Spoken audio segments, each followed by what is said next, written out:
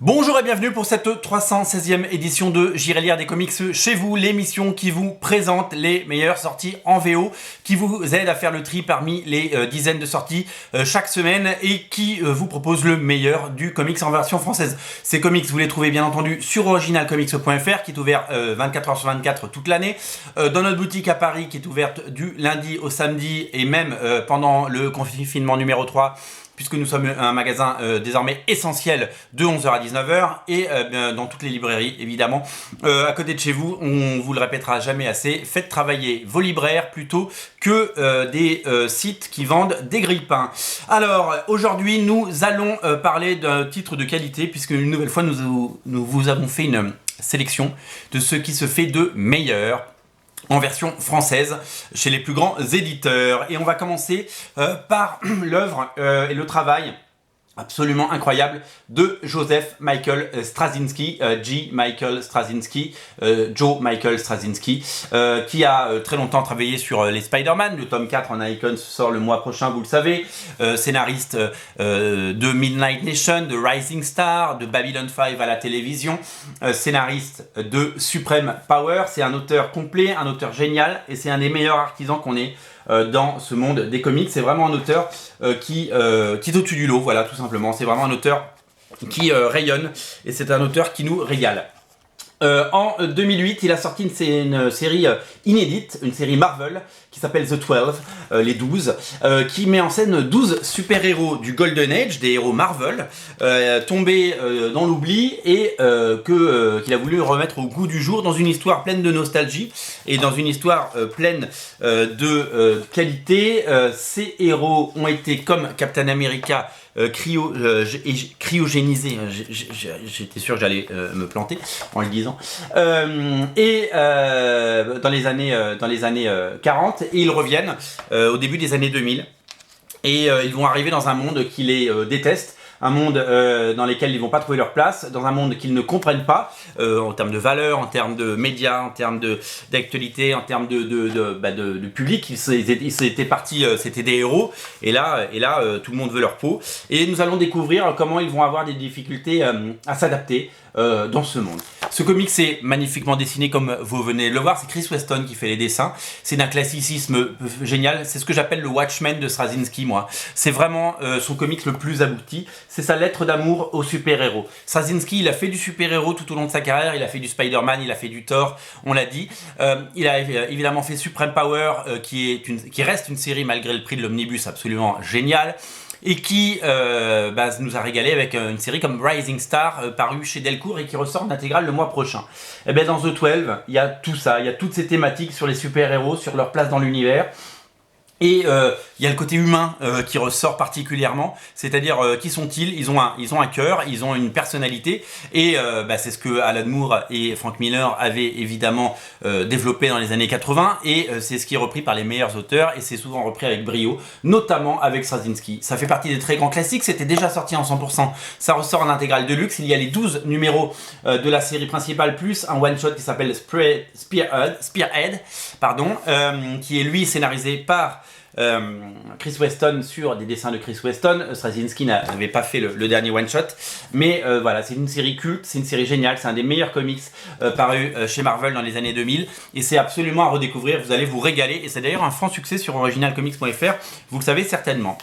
Il y a une double actualité chez Straczynski, puisqu'il y a un inédit qui vient de sortir, ça s'appelle The Resistance. Je vous invite à regarder l'émission que j'ai fait, qui est entièrement consacrée, où je vous parle pendant une dizaine de minutes de cette série. C'est la nouvelle série de super-héros dans un nouvel univers, donc on n'est pas dans l'univers Marvel, c'est Panini qui sort ça. C'est dessiné par Mike Deodato Jr., et c'est une série d'une modernité folle, qui est sortie l'année dernière aux États-Unis, et qui est par le plus grand des hasards, parce que c'est un hasard, hein, c'est pas quelqu'un qui a profité de la situation, Straczynski, qui est le point de départ de la naissance des nouveaux super-héros. C'est une pandémie mondiale, qui va tuer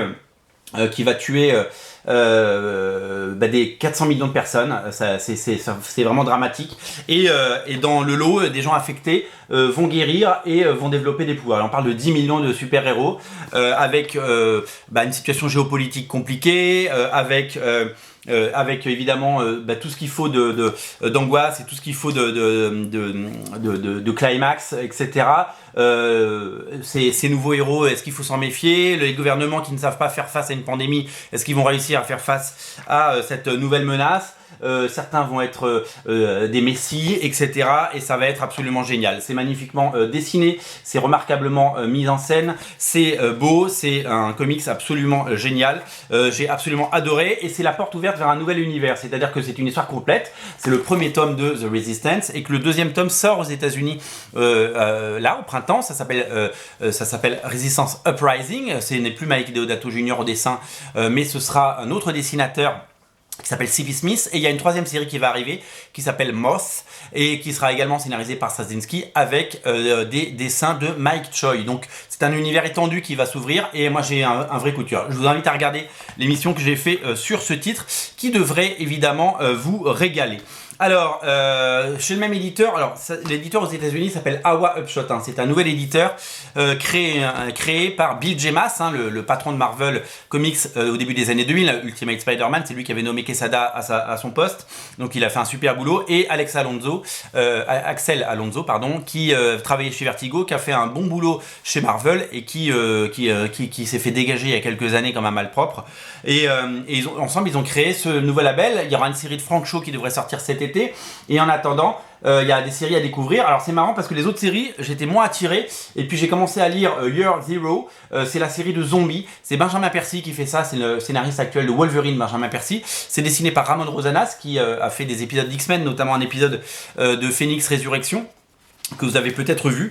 Eh bien, ces auteurs nous ont proposé une série de zombies. Voilà, une série fin du monde, une série où ils doivent survivre, bien entendu. Vous allez être étonné parce que le dessin est très très propre. C'est certainement le meilleur travail de Ramon Rosanas que j'ai pu découvrir et puis l'histoire est vraiment prenante. Il faut que je termine ce bouquin, mais vraiment pour le moment c'est un gros coup de cœur et on en reparlera dans une émission dédiée parce que j'ai vraiment beaucoup aimé Year Zero. Donc pour le moment il y a 2 titres qui sont sortis de chez Awa. Il y en a un troisième qui va arriver qui s'appelle Bad Mother. C'est également dessiné par Mike Deodato Jr. Et bien pour le moment c'est un sans faute, voilà, on peut le dire, c'est un sans faute. Chez Urban Comics, le tome 3 de Batman Death Metal est là. La couverture, ça c'est la couverture classique. Il y a une autre couverture collector, vous le savez. Moi j'ai préféré la couverture classique qui je trouve beaucoup plus jolie. C'est mon choix. À l'intérieur on retrouve Dark Knight Metal 5, Dark Knight Metal Infinite Hour Extreme avec 3x1, Dark Knight Death Metal Multiverse War-Off numéro 1 et les épisodes de Justice League 53 à 57, puisque vous le savez, ces comics ont des répercussions sur l'ensemble de l'univers.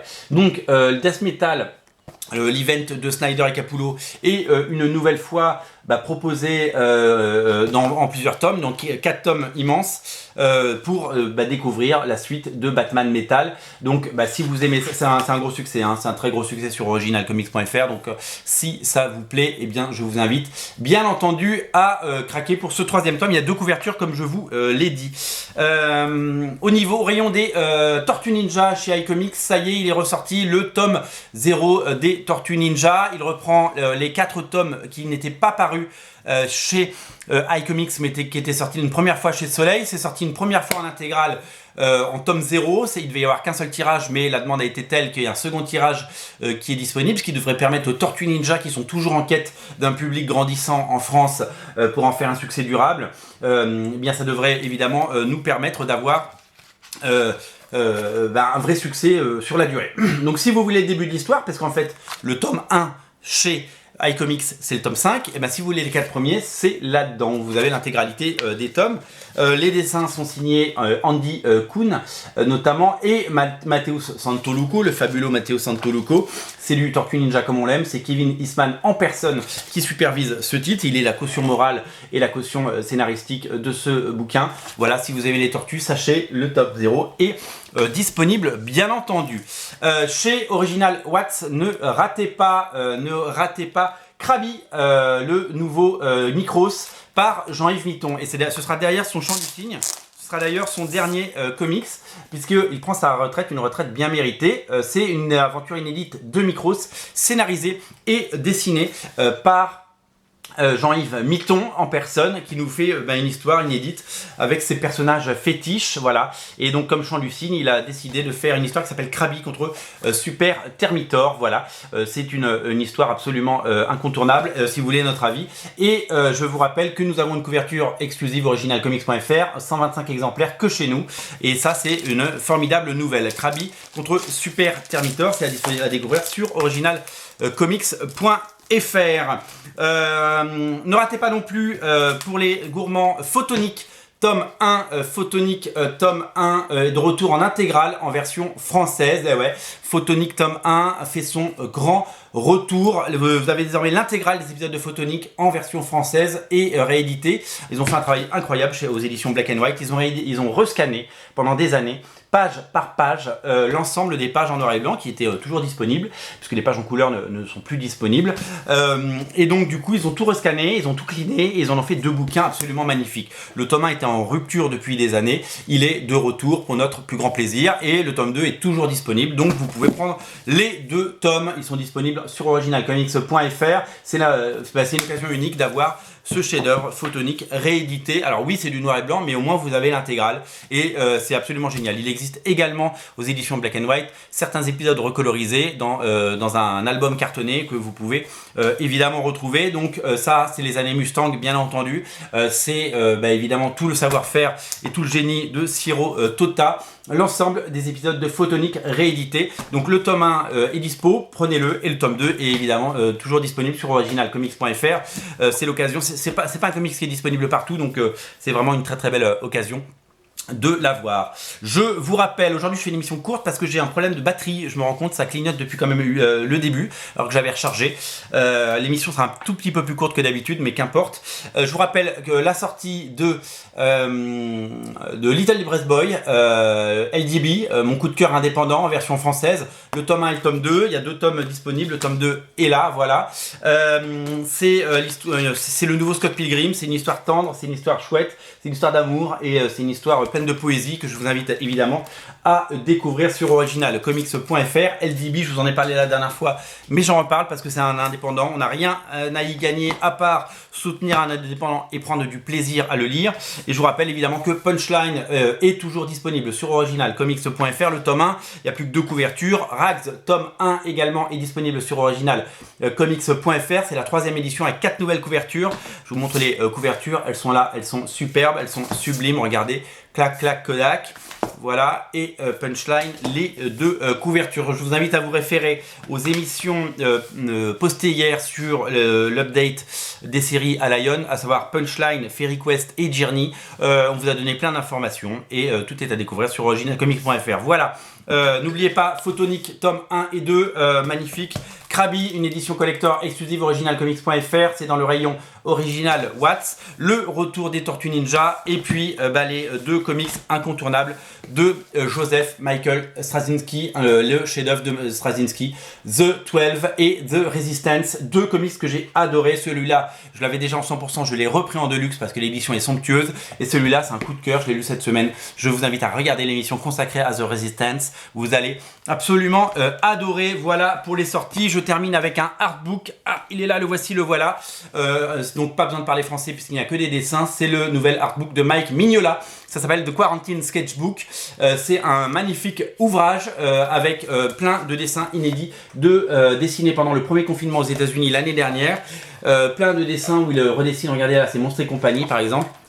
Il redessine avec brio et talent des personnages de la culture populaire, voilà. Là, il y a les Flintstones, la famille Pierre à Feu, par exemple. C'est absolument somptueux, c'est un magnifique bouquin. Et en plus, en l'achetant, vous faites une belle action puisque les droits d'auteur sont reversés à une association. Mike Mignola avait vendu les originaux au profit de cette association. Et déjà, à l'époque, énorme bouquin. Donc, Mike Mignola, The Quarantine Sketchbook, vous pouvez pas le rater. C'est un magnifique ouvrage. Voilà pour aujourd'hui. On va dire qu'on va s'arrêter là parce que de toute façon je vais être coupé par la batterie. Je vous dis à très bientôt. Lisez des comics. Originalcomics.fr est ouvert, la boutique à Paris, 49 rue La Cépède, tous les jours, le samedi, du lundi au samedi de 11h à 19h et en ligne 24h sur 24. Le lien est dans le descriptif de la vidéo. Lisez des comics, faites travailler les indépendants et surtout, je vous dis bon week-end, bon dimanche. Aujourd'hui il fait pas très beau, c'est l'heure de commander des comics, de lire des comics. Dites-nous ce que vous avez lu, dites-nous ce que vous avez aimé. Salut!